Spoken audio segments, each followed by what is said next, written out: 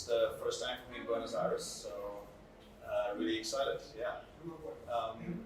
So on this talk is inspired by like a problem that I had at Quantopium.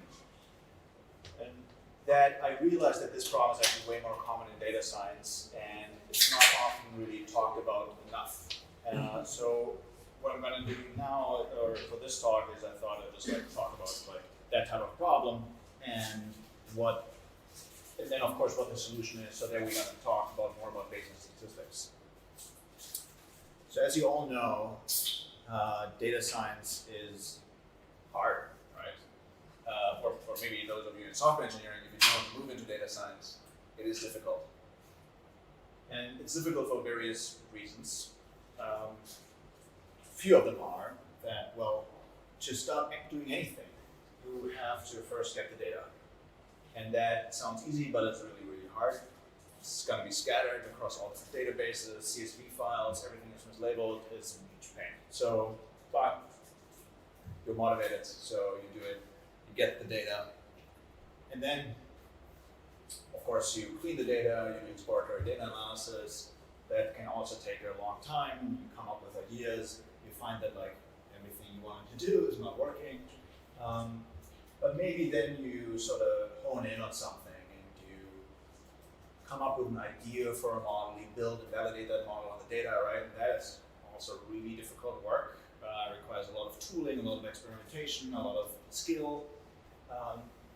So then you have that model, right, and it's working well, seems to produce the results that you want, and then maybe you deploy that model into production. And again, then like there's all this other work that like the code quality needs to be really good, it needs to be tested, it needs to be automated, it needs to integrate with the rest of the system. Very, very difficult. So here, sort of for the narrative that I'm going to use, we're going to assume that the outputs of your model will be used by a decision maker in the other parts of the business, right? And they will look at whatever your model produces as output and will use that to make better decisions themselves, right? The other use case would be, well, you just have like a closed loop system and you're just like on a website, your model is going to do some prediction, then automatically it's going to do so. Everything I'm going to talk about still works in both of those cases, but the narrative is sort of easier if we assume that there's a human who will look at the output. Okay, so those 4 steps, right, are really difficult. They take a long time, but let's say you really just like buckle down and you get it all done. And amazing, right? So these are all challenging but technical problems. So usually you just like with enough time, you like overcome those technical challenges and get a solution. So you're really lucky to get to that point. If you're then really unlucky, you come back 1 month later and say, okay, to the decision maker, like how's that model being used? Is it useful to you at all, right? So, and that is often a neglected point, right? And often this is where things can go wrong too. So just because you overcame like all of those 4 things does not mean that the model is actually being used, right? So you might think it's amazing, but the person who's on the other side, the receiving side, will be like, well, this, I don't even understand what is going on there, right? Maybe you didn't communicate clearly, or it's not exactly what they were looking for, so there's all kinds of reasons. But, I mean, each of those sort of depends on the previous ones, right? But to even like have an impact, which is what we all should be thriving for, 5 needs to be the case, right? Otherwise, 1 to 4, all the work that you put into there is for nothing. So here, I'm going to show why even the best statistical model is often not good enough. So I'm going to show like some model that I built, and where I went from 1 to 5, and then found that like at 5 it wasn't being used, and then sort of what we did to overcome that. So that'll be the second talk. I'm going to be using Bayesian decision making, so of course I'm going to explain what that means, but that is nothing new. So I'm not like, this is like not, I mean, the modeling, everything is my own, but so the Bayesian decision making has been around for a long time, but so I didn't really know about it. I don't really find it being used or talked about as much as I think it should be, because it is like that missing piece. So everyone just talks about like, oh, building amazing Bayesian models, but then those outputs generated by the model are often just like posterior distributions, or like something abstract that like often people who are like not hardcore statisticians don't know how to interpret. So that's why Bayesian decision making is amazing, because it allows you to like close that last gap and output decisions instead of just like probabilities. So that is really sort of the whole talk in a nutshell. So any questions so far, like on that, on the story behind this?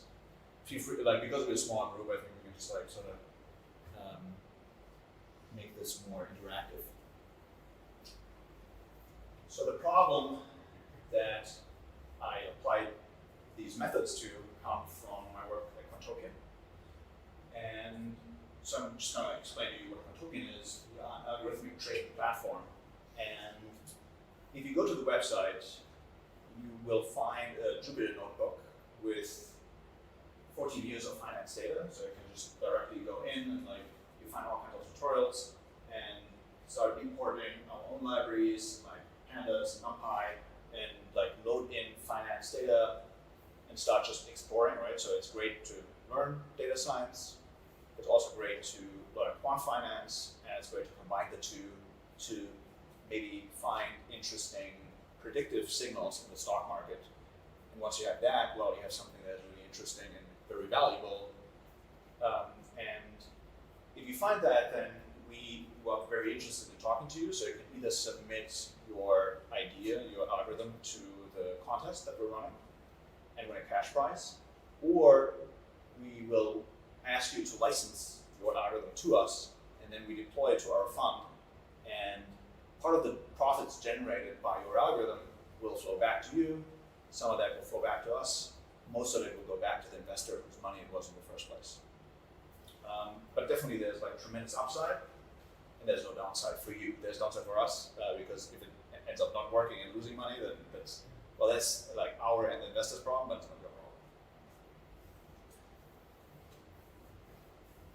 So yeah, if you come, like we have tons of people from with a software engineering background, a data science background, who don't know about quant finance. So we have like all the information out there to learn about that stuff, and like there's a very active community where people post and ask questions and they can get help. So for me, on the data science team, it is the problem that I was trying to solve is how do we identify the best strategy of the platform that we want to license and include into our fund. And sort of as a sort of interlude, I have included some of the slides that I presented like a couple of years ago about like modeling work that I did, and how amazing I thought the whole thing was. And then we're going to talk about how that failed. So like, let's travel back in time, see what Thomas, as of 3 years ago, thought was the most amazing thing ever, and then see how dumb he was. Okay, so here is an example that I really like to use. And we are looking at a backtest of a trading strategy that over time makes trades in the stock market. And as it's making trades, it is either making money or losing money. And whether it's making or losing money is on the y-axis. So here you can see that the cumulative returns, how much money you make, just keeps going up for this particular strategy. And it is actually incredible. So in 2 years, it generated 800% profit, right? So 8x of the initial investment, which is like mind-blowing, right? If that was real, I mean, it would be the money printing press. So that is what everyone's looking for. Then probably most of you will be like, yeah, right? I mean, that's what I thought too. Nothing, like it's too good to be true, it's not going to be true. So what we really care for is the out of sample period. So what happens here is the quant stopped developing the code. So we know that everything that happened since then will not be overfit, because there's no way that, I mean, except if the quant had a time machine, right? There's no way that like anything that happened here is going to be, could have been overfit on. of out of sample data, so 21 days, one time per month. And you can see, well, it's actually still going up, so maybe that's okay, right? Maybe this is an 800% profit strategy. So this is the toy problem that we're going to work with and try to model with statistical tools to identify if this is or a fit. Is this something that we want to invest in, yes or no? So maybe like in your own mind, you can start thinking of like, well, how would you solve that problem, right? Maybe like if anyone has an idea, feel free to like say that out loud. It can be the most simple thing. Yeah, why does it only say 2 years? Wouldn't it start earlier instead? It could, yeah. So yeah, we could like run further into the history, and that would be a good idea. Often there's the question of market regimes change. So if something that worked like in the extreme case, let's say we run this over 1980, right? I mean, yeah, there was lots of like really low-hanging fruit back then, but the market changed so much. So usually, like the more recent something is, the more valuable it is. But also, it's true that like the more data you have, the harder it is to overfit on, and the harder and the more you have. So for this particular, this is actually an argument from a context, and those were the rules that we were giving. So we were just going to assume that like this is all we have for now. To decide whether to invest or not, do you take like a fixed opportunity cost, or? Well, we take the risk of losing money, right? It's not Yeah, but I'm saying you have to compare it to like another investment option, right? Well, that's a great point, actually. Yeah, it's something actually we'll get back to. So let's say in this case, no, we just want to know, is the out of sample and the in sample, are those like congruent? Do those match or not? So one very simple way we could do this is just run a t-test, right? So essentially, so these are not the daily returns, so this is the same data I just showed you, but just as a histogram of daily returns. So sometimes it's losing 1%, sometimes it's making 2%. And here you can see the out of sample data, so that's not a lot. So now we see, okay, those are true distributions, and we might just want to say, well, is the mean of those two distributions different or not? That's like what every person who like picked up a statistics textbook will know. That's like the t-test, right? That just says, are those two means the same or not? And if they're not, then we're going to say, well, maybe the mean here will be lower than the mean here, so it's probably overfit, so we don't want to invest in it. Like, why not, right? It's not totally crazy. If you were to do that, however, you're already in trouble because the frequencies t-test assumes that the data is non-distributed. And famously known, financial returns are not normally distributed.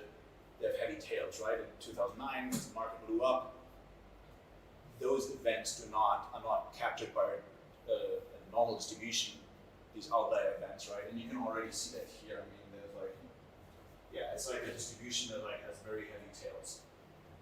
So often people would use a student t-distribution, even though it's called the t-test, it's not still assuming the data is normal.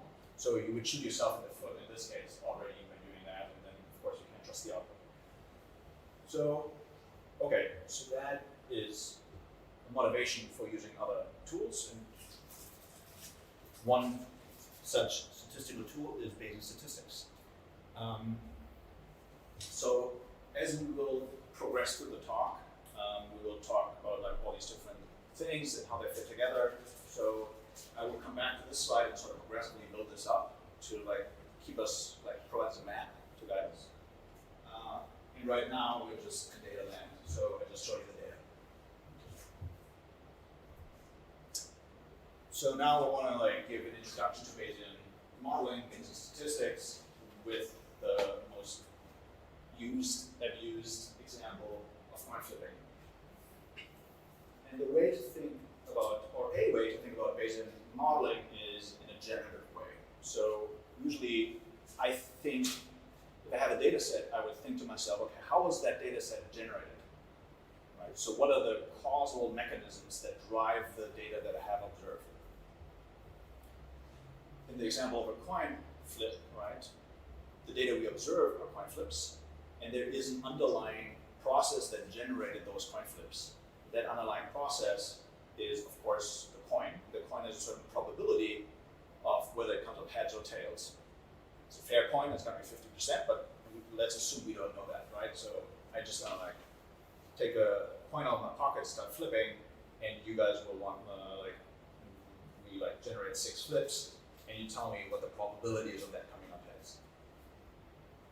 So this is that generative model where we go from unknown parameters that we have no idea over, which is the probability of that coming up heads, to how my data is distributed, the likelihood, to my actual data. One very critical thing is that the parameters that I want to provide in Bayesian statistical overhead is what is called priors. And priors are my belief about the coin without having seen any flips from that coin. And so theta is that, right? So what is my probability distribution over theta? And here I plotted one choice. So for example, we know a few things about this. We know that the probability of it coming up heads is not going to be 200%, right? It has to be between 0 and 100. So that is what we have on the x-axis. And here I make like a modeling choice, which is debatable, of saying all probabilities of coming up heads are the same without having seen anything. So I'm just going to say, well, it could be any coin, right?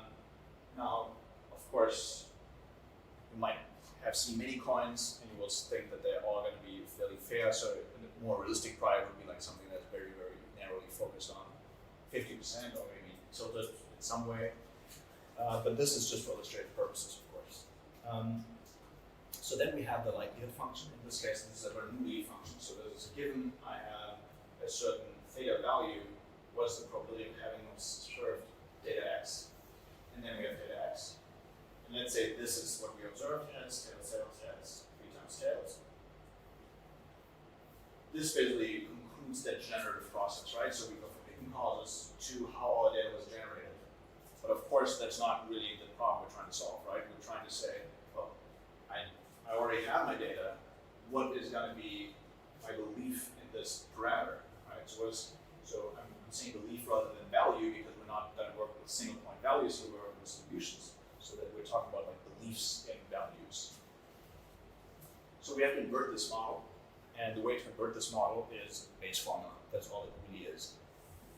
I don't even have to write it down. So that inverts this generative model and goes from data, feel likelihood, to update my prior to my posterior. So we go from my belief in theta to my belief of theta, given that I've observed data x. And the other thing you can see is now I've updated my belief distribution over here.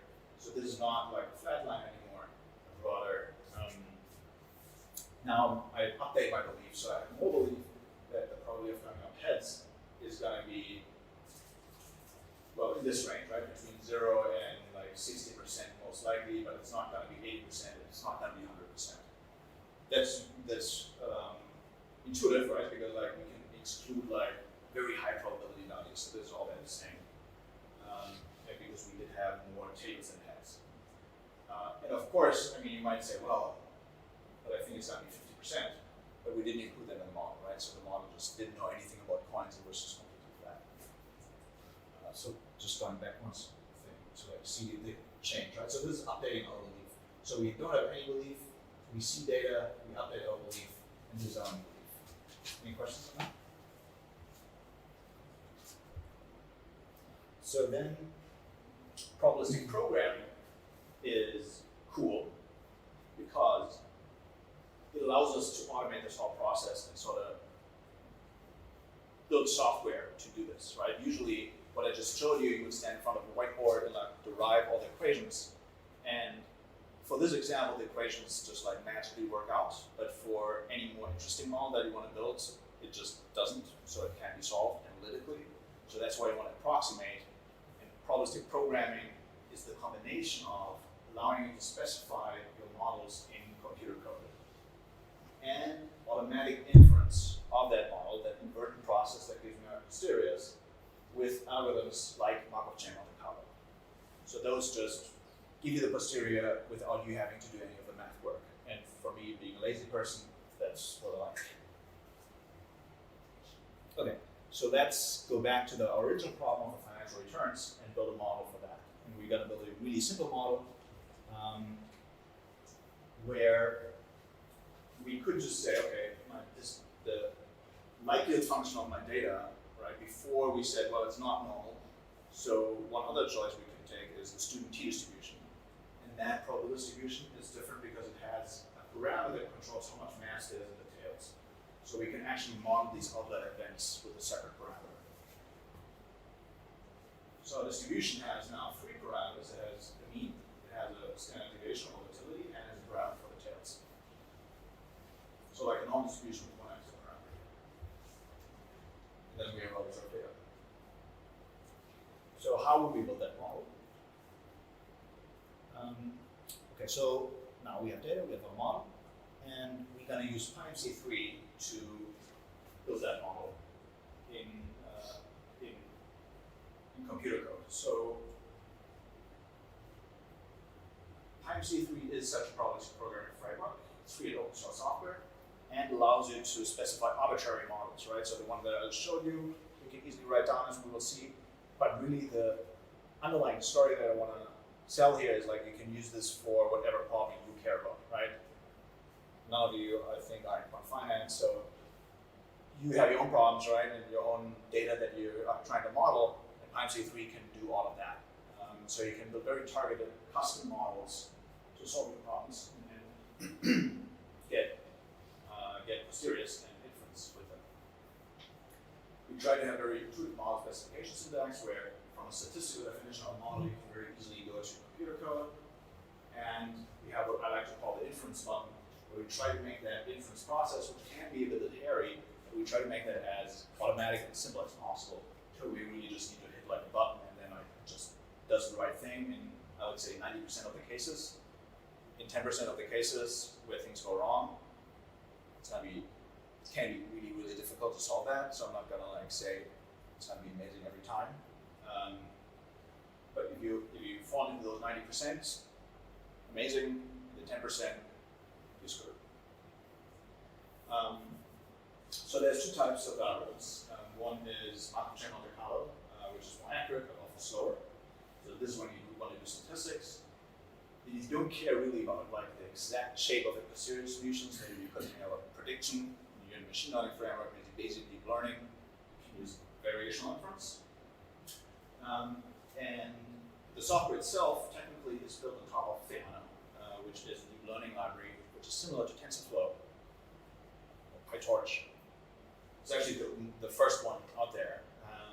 And it is really cool, and it allows us to write the complete code base in Python, which you usually would think is very slow, but because we keep track of all the computations that you're doing, we're building in the background, we're building up a computational graph of all the mathematical expressions, right? Your very complex model definition. And then Theano will have that representation of that graph, do all kinds of simplifications and optimizations, can then take that graph, compile it to C code, or run it on the GPU, so it's going to be blazingly fast, and it can also compute gradients on it, which we need for our inference. Any questions on PyMC3 so far? Okay, so what does it actually look like? Glad you should ask. The first thing we import is PyMC3 as PM. Everyone here is familiar with Python. So here we set up this context.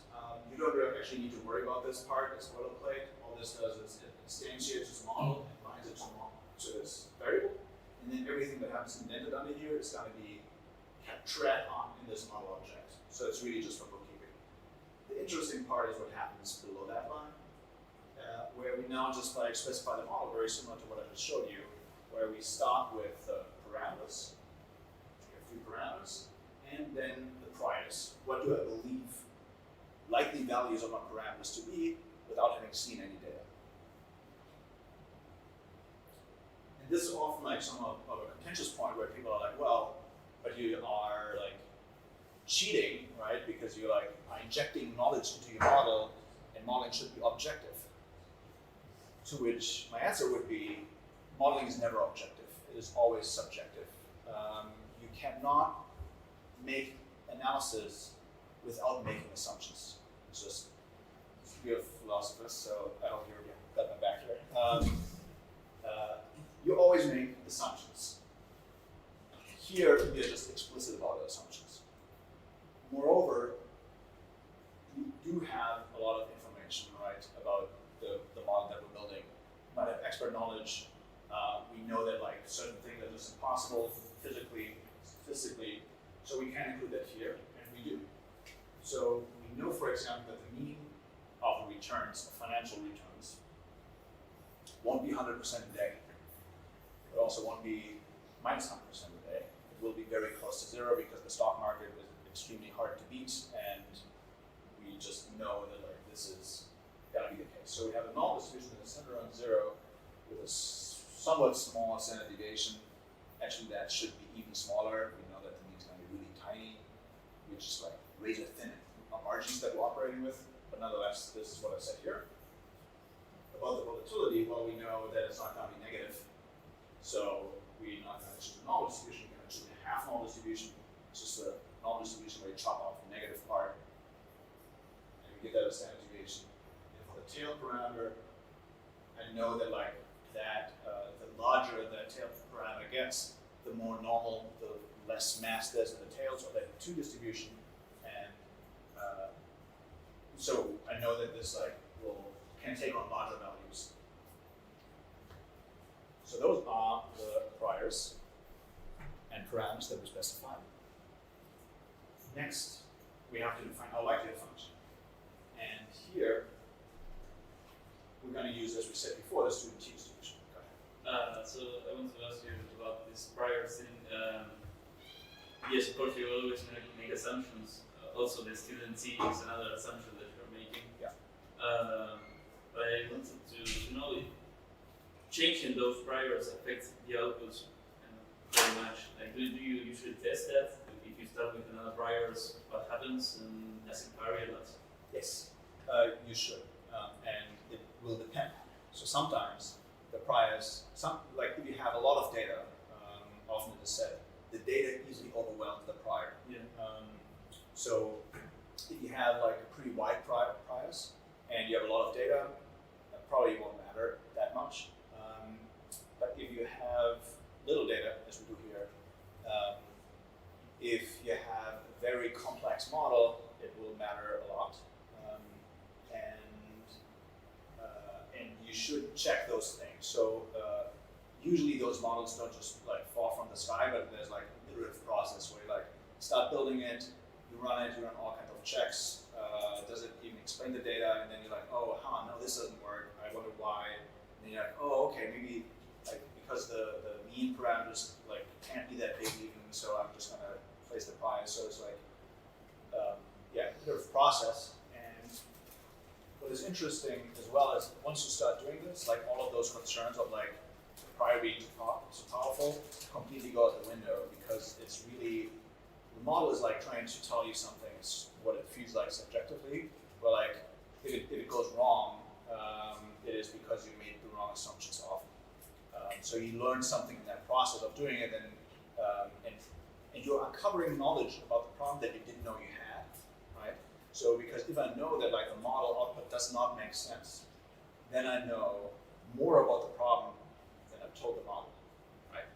Because I can evaluate the output. Is that? Yeah. I just want to know if you like yes, you said you play with these things and you adjust them. So yes, that was basically. Yeah, I had a question. You just said that you have problem when you have little data. What is little data for you? Like, how do you measure that? I have like 100 samples. Is that little data or is big data for my problem? I don't know. Yeah. It will depend on your model. So with a really, really complex model, then you will need way more data, and the prior will like probably still affect the data. With a very simple model, 100 data points could be more than enough to actually just like not really matter all that much. So, but yeah, I would say 100 would still be a little 1,000, 10,000, to like, yeah, if I would be forced to generalize across model complexity, I would put it in that ballpark. Okay, so you have systems to measure the complexity of the model and to validate it. That's right. Yeah.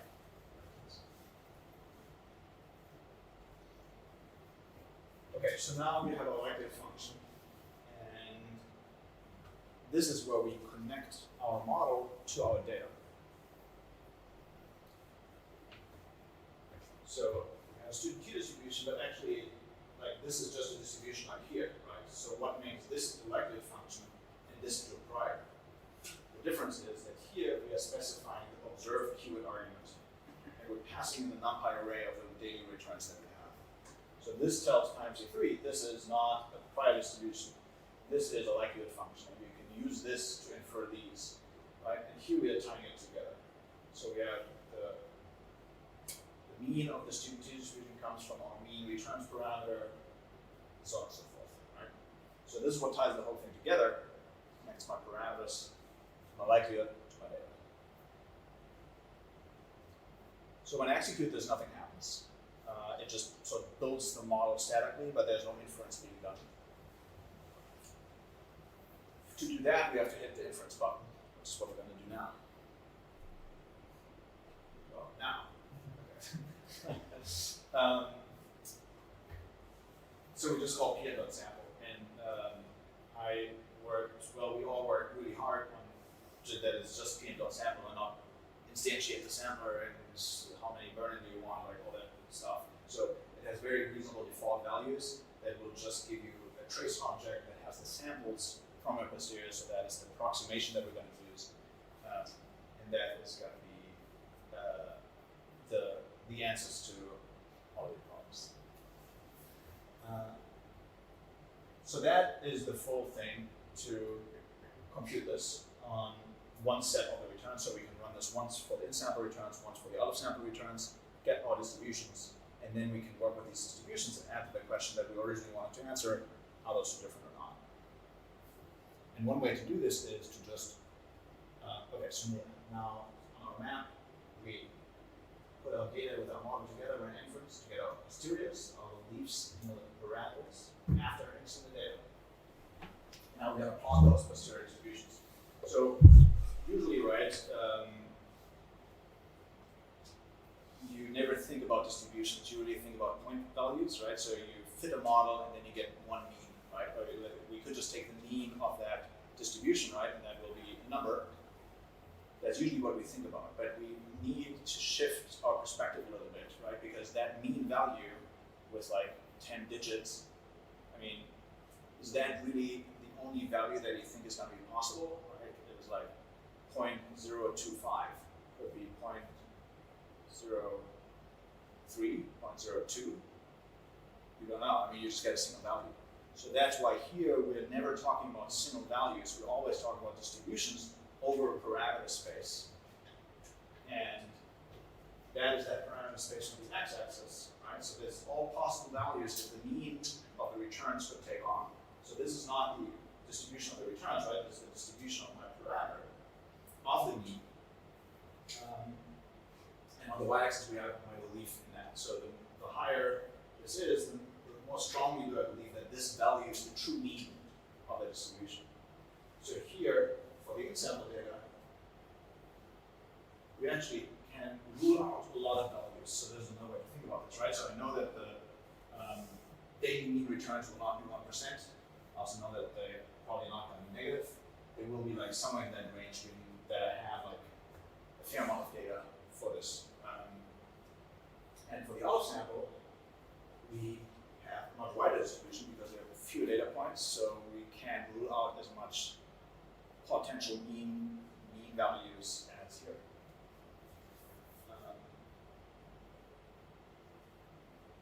So that makes sense, I hope.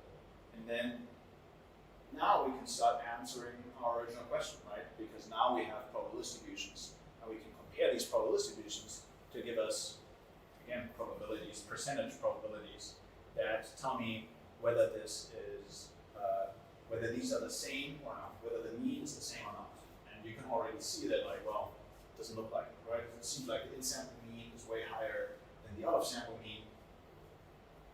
And one way to compute that is to say, okay, I'm going to keep the samples from my in-sample distribution, and so what percentage of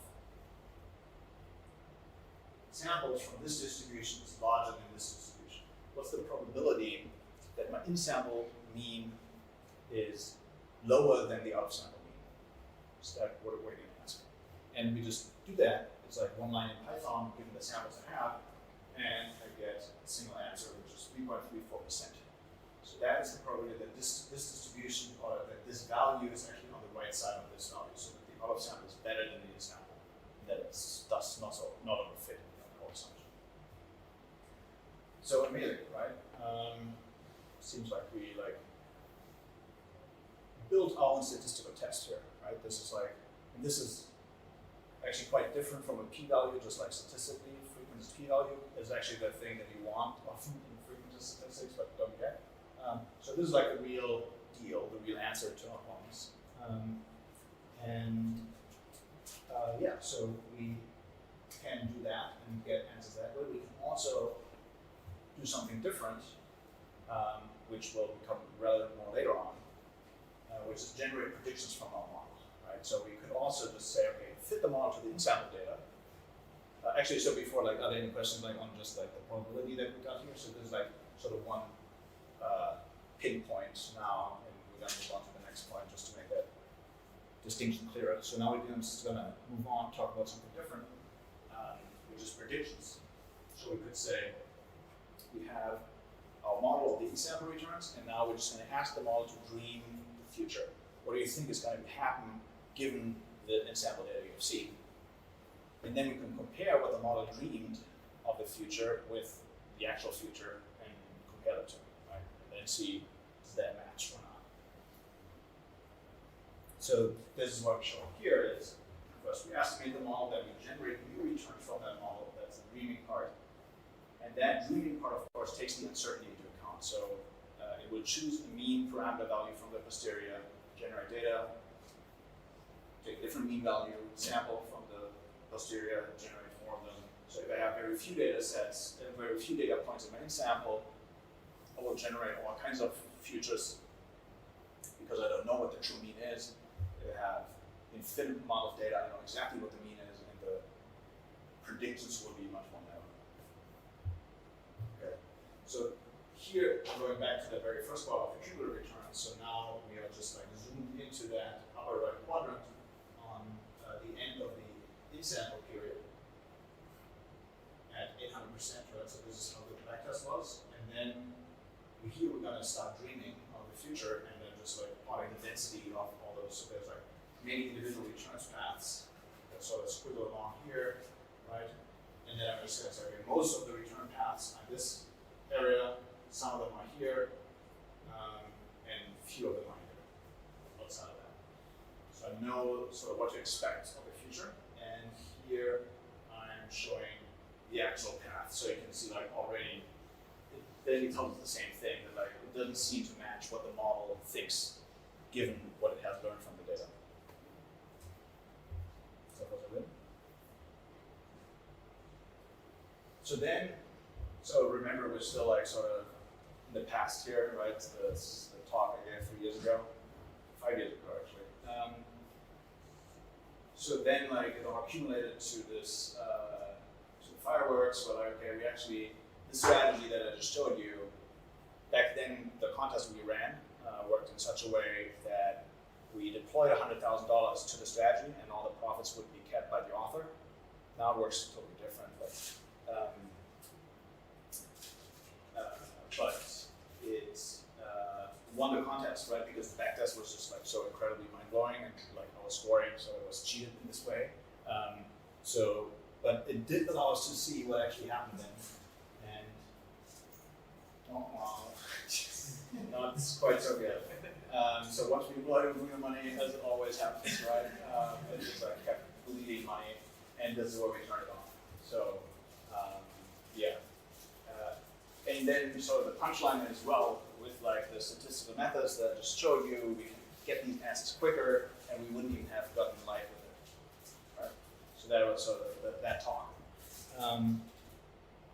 So I was feeling really good. Great story, really cool example, cool and advanced methods used. Total success, right? Well, not so fast. Because when I did go back and see whether that model was actually being used to select algorithms, turns out it wasn't. And it took a while for me to even understand why that is the case. Like, but these posteriors are just so beautiful. Why would you use them? And they're like, what are posteriors? So that is like the problem, right? There's like often people wouldn't understand the analyses and not trust the model, or if they trust the model, they don't understand the outputs. If they understand the outputs, maybe the outputs are not actionable. That is actually, so all of those are true here. And here we're coming back to a point that you raised, someone here earlier, where the example I chose is like insane, right? It's like so blatantly, obviously overfit that, like, of course, we didn't even need a statistical model for that. I mean, so it was just like a carefully chosen one. So when we actually used it in production, it wasn't like, oh yeah, 3% probability that this is going to be profitable. Well, of course the answer is no, but yeah, again, you don't need a statistical model for that. It's more like, oh, this one over here, 68% for the first and 73 for the second. And then, like, well, you do have to choose at least one. Maybe you should choose both, or yeah. So right, this is like sort of what is the opportunity cost, right? Yeah, you asked that. So this is where we're getting back to that,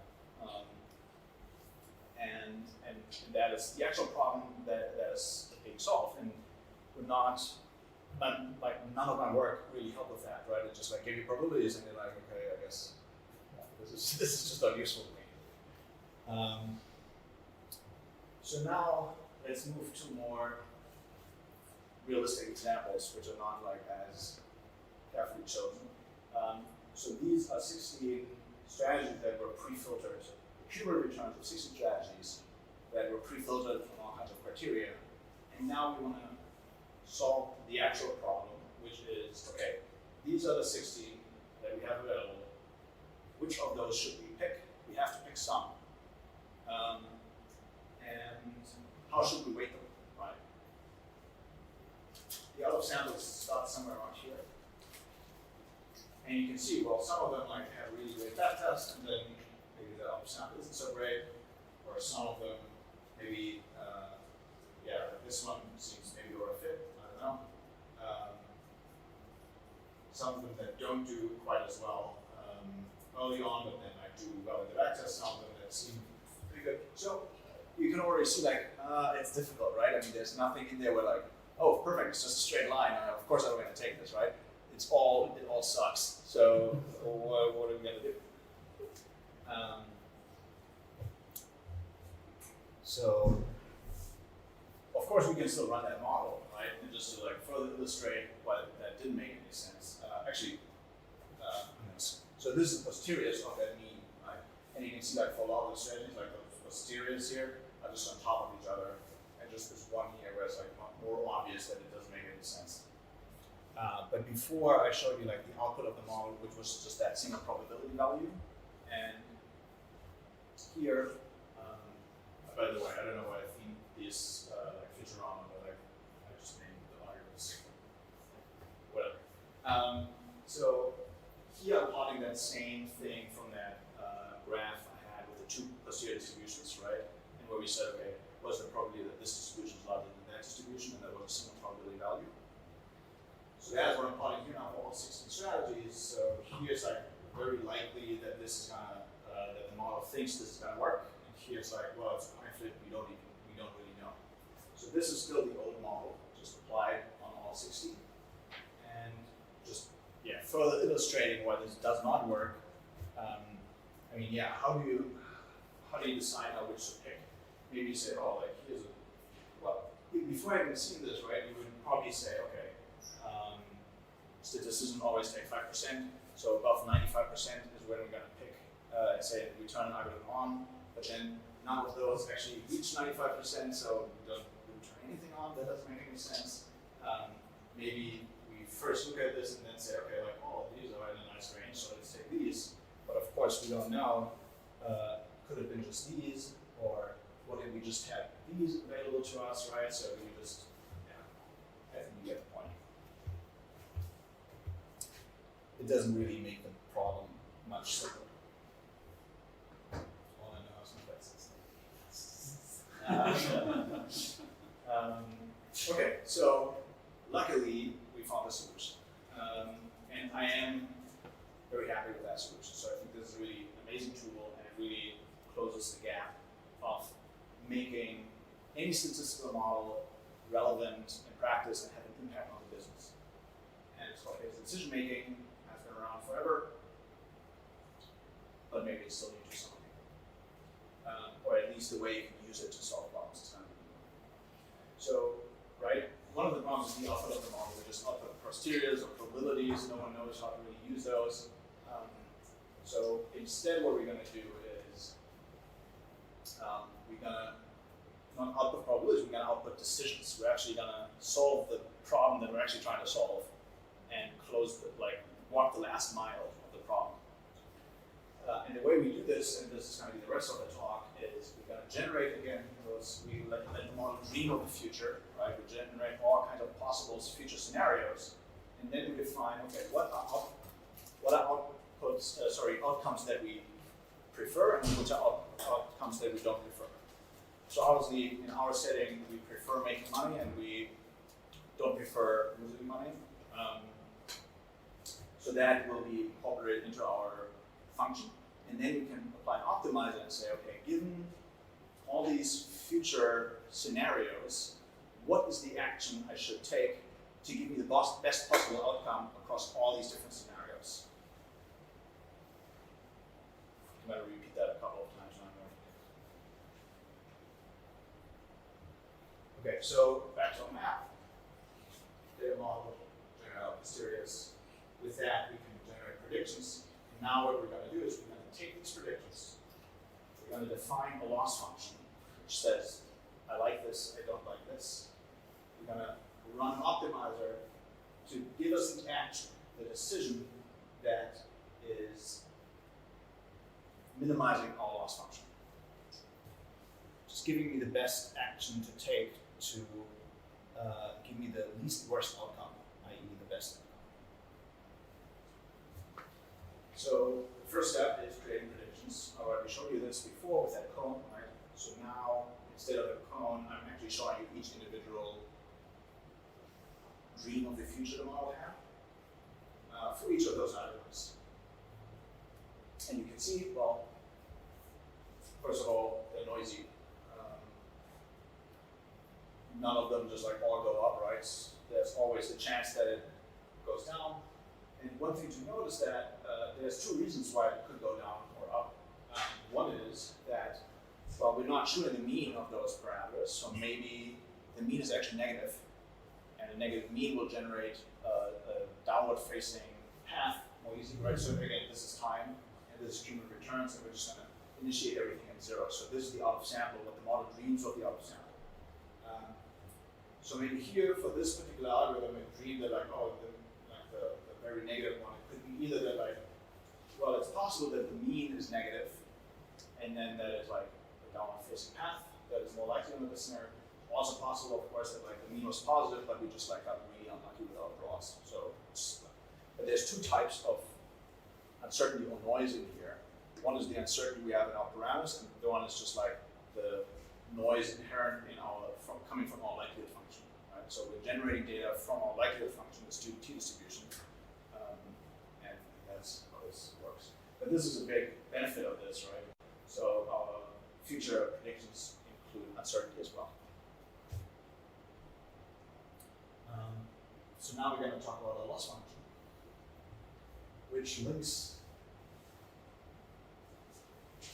things that, given a decision, it tells me the outcome and provides a value for that outcome. So for example, we say, well, we pick these 5 strategies, but not these other 11. And then across all these different scenarios, tend to lose money, and then we would say, well, this we don't like, so we're going to output like negative value. And this is where you have like, if we step outside of this particular problem, where you have a lot of freedom in your modeling, and you should use that freedom and really define a loss function together with the person you're working with, like who's on the business side of things, so define something that's really relevant, right? So the more relevant and close to like a business metric this is, the better it will be, and the best business metric you can use is dollars earned or lost. So if you can like push the loss function that far, you can really make impact with this stuff. And as I said, work with the stakeholders to define a loss function that you all agree on, like, yeah, this is good, this is bad, this is how the dynamics of our business work. So fortunately in quantitative finance, this is already hatched out for us. It's called the Black-Litterman model. And what it says is, actually we don't really care all that. So the Black-Litterman model has one model, lambda. So that's why we have different parameters. We get like different curves, and we can choose which of those curves we want to use. And so here's the return of my portfolio. So I make a choice, right, and I get a certain return from like, given the selection and all the different future paths, the outcome on average is I make 1% cumulatively, right? And then we link that to an outcome of the loss function, which tells me, okay, I like that outcome more than other things. But what you can see is that this like falls up really steeply. So what this informs about the loss function is that I actually don't really care much about making money. What I really care about is not losing money, right? This is what this says. Because this is like really heavily penalized. And we could talk about like why that is the case, but trust me that like it's been worked out. You don't want to maximize your winnings, you want to minimize your risk of losing. That is utility theory. So that is the loss function that we're going to use. And of course, you will have your own one and you can choose whatever you like. And you could even like change this one. So we have a loss function, and we're coming towards the end here. So this is what we get out. We have a loss function. We input portfolio weights, right? How much money do we want to give to each strategy? And this is going to be a vector. So for example, we might just say, okay, we give each one of those the same amount of money. So it's 1/16 weight in percent to each of those. So that's this. Then we have our loss value, and we're just going to iterate over all the different returns. So we just pick one line from each of them. Then in the next run, we pick like another line. So we just iterate over all the different future greens, and then compute the portfolio returns. So we weight our returns with the weights, sum it all together, and then we just compute the loss, given our formula that I just showed, and then we return the loss. So the details are not that important, but you get the idea, right? You input your decision, and you get out how much you like that decision, the outcome that is coming from that decision. Okay, so let's finish by talking about the optimizer and the decision. So you're probably all familiar, like there are just optimizers, and you just say, this is my loss function, these are the parameters, and just like go keep going. So here we can use, so there's SciPy optimizer, or you can use convex. In our case, our problem is convex, which makes it way faster, but that's really just detail.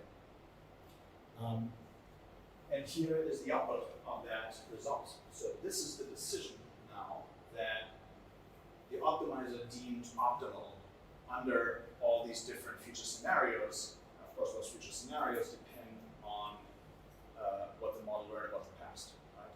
So, but the big difference is, right, before we were outputting probabilities, now we're outputting, this is how much money you should give to this algorithm, this is how much money you should give to this algorithm, and these you shouldn't even turn on. So we were able to like solve the whole problem, right? So that is like the only thing we need, and that is way more likely to be used. And we actually did end up using this, but showed you before. So that worked as well.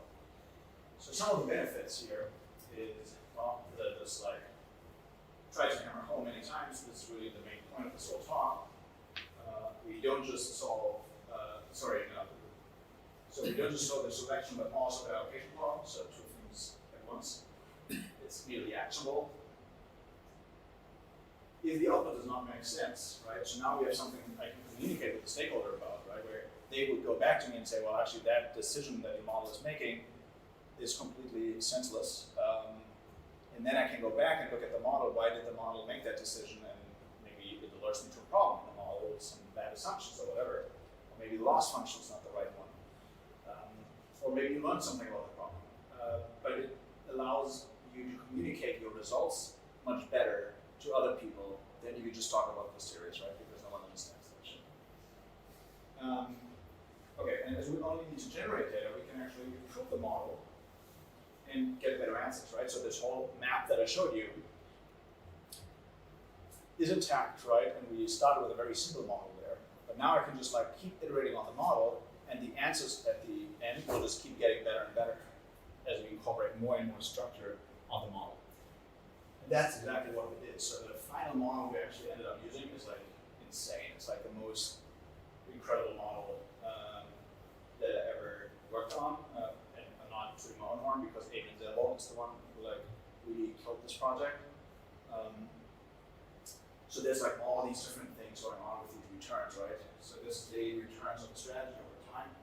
And one thing we know is that like, well, the volatility in the market changes. So the volatility in strategy changes. The mean is not the same over time, so it also changes. So we place like a Gaussian process to allow like changing volatility. It changes what the mean over time, which like blows up the number of parameters. We included correlations between the different parameters, between the different algorithms, right? So that will blow up the parameter space. So the final model had like 40,000 parameters. So it was like completely insane. And I told Adrian, who's the person who built this, like, that's completely insane. But to my big surprise, it totally worked. Like the samplers, the software, the samplers and the software both are like so good that like this model was fit like in 2 to 3 hours. So it's not like this took like weeks to run. And also like 40,000 parameters, I mean, how could even like the sampler operate in this extremely high dimensional space? But it just worked. So these tools are way more powerful than I certainly had realized, and allow you to like really build big, complex models. Oh yeah, and then it was like hierarchical as well, where like went from one item to the other. So it was pretty insane. But yeah, so there's some other examples, but I think I'm gonna skip these, and we can just wrap up, and maybe there's some final questions. I'll share the slides so you can look at these in your own time. But yeah, thank you so much for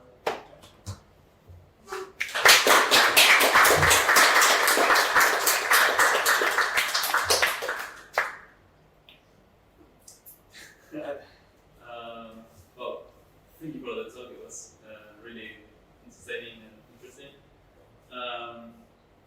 I'm not going to pretend I can wrap my head around what's a model with 4,000 parameters. 14,000, yeah.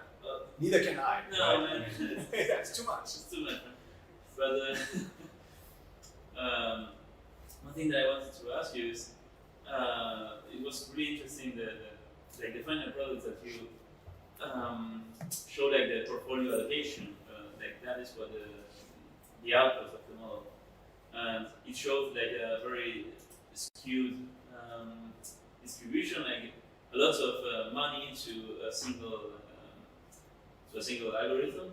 So I guess it tries to be conservative and not lose money, so that makes sense. But does the model also try to, maybe bet some money on some algorithms that have, higher volatility, but they have a higher chance also of giving you greater returns? Like you maybe don't want to allocate a lot of money into that because you're going to lose more, but you want to give yourself a chance of winning lots. Yeah. So do you also manage those kind of cases? How does it wrap with not losing money, or is it more complicated than that, right? No, it is. I mean, you really nail the problem and why it's so difficult, right? So you have all these different strategies. You don't really know anything. It's all super noisy. Do you do the safe thing, or do you also like? But then, I mean, even this, there is like no real safe thing. So you want to like also hedge your bets a little bit, right? So you give some where you're not quite so certain in, or like then the volatility also matters. So that like these are all these different trade-offs that are going on, right? And so you're like standing on a razor's edge trying to balance all of that. And that's why precisely this is like such a difficult problem for humans to solve, right? I mean, we just like abstract and are like, oh, I like the character Zoidberg, so I'm gonna give him money, right? I mean, we tend to get stupid in those cases, and like, I mean, not that stupid, but I like, you wouldn't be surprised. So yeah, that's why it's so useful, is it balances all these different trade-offs in like the most optimal way. So everything you said will play a role. It's then becomes difficult to say like, oh, how big is the role that like this particular like the hedging played. But granted that it is balancing all of that in an optimal way.